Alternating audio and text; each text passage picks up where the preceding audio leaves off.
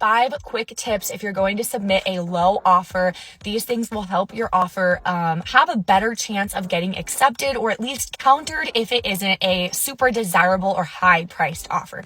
The first one is know what's going on in your local market. Just have an idea of what a low offer even means. In some markets, a low offer might be $50,000 under ask price. And in other markets, like we were seeing last year, a low ball offer was at ask price. You really didn't see any offers at ask price. And if you wrote an offer at ask price, it was considered a low ball offer, which sounds crazy, but just know what your market is doing so you know what type of offer is considered a low ball offer in that market.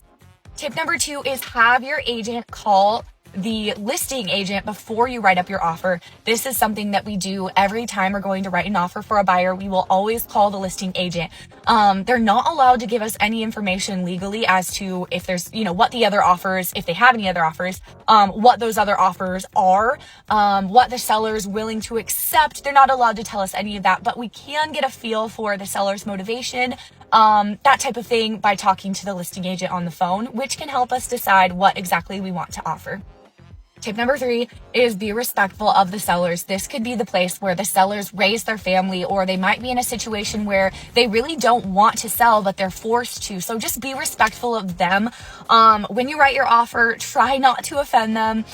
We've definitely had times where we were representing the sellers and they received an offer from a buyer that was like a super low offer, and they just got so turned off by it and so offended by it that they didn't even want to consider any other offers that the buyer put out, the same buyer put out in the future. So try not to offend them and just be respectful of the sellers and their feelings going into things.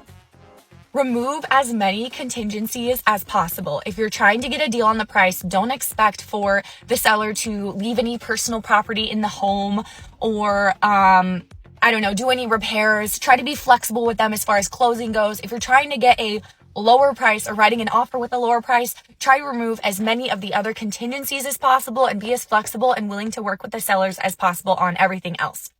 And this will give you the best chance of your offer being accepted or even looked at and countered. Okay, last but not least, have your financing in order. This should go without saying.